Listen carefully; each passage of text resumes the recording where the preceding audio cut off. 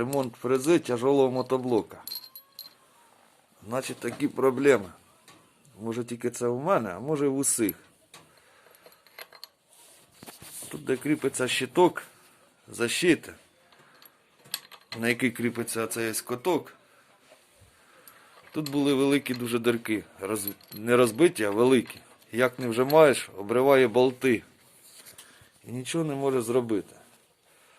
Я попробував, зараз я думаю, що вийде все. Знайшов таку скобу.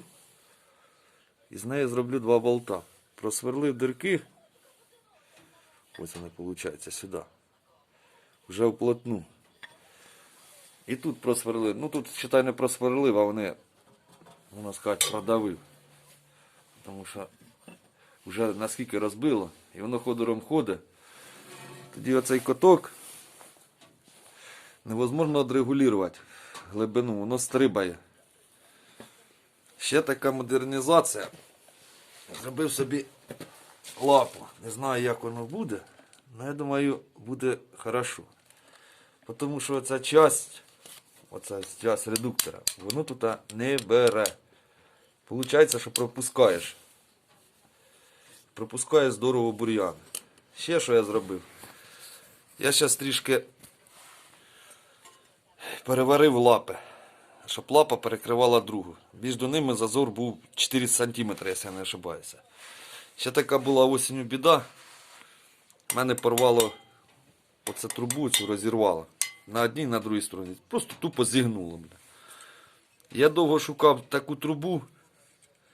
Брав я її по діаметру шукав, по заводському. Заводський діаметр тут 50. Це з завода, та що йде труба, от іде вона 50. Я зараз знайшов трубу. У неї виходить 4,8. 4,8 ця труба. Ну, вона всередині товстотіла. Хто може робити буде? Отут ось. Іменно отут. Отут є флянчик із шестернями. Він виходить, що не налазить на цю трубу. Я віддавав токарю. Токар протачував. Я вставив сюди флянець. Все це діло варив. Сюди ось шайбу приварив, затягнув. І тепер ці всі наново попереварювали. Їх одривало, зараз хорошо вже їх уварили. І вона ходить.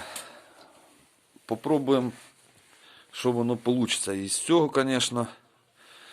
І ще така, дивіться, саморобочка. Токаря нема. Ми взяли обичну таку ось завіску. Ось таку. Ось таку ось завіску, тільки здорову. Ми взяли з цієї сторони, обрізали її. І приварили ось сюди ось болта. І болт виходить, ось дивіться, з обратної сторони. Ми його затягли і зробили качаючий елемент. Ну, я зараз зроблю, щоб упорка була, щоб так в мене не ходило. Бо дуже погано, як так ходить. Подивимося, що воно вийде. А потім при роботі покажемо.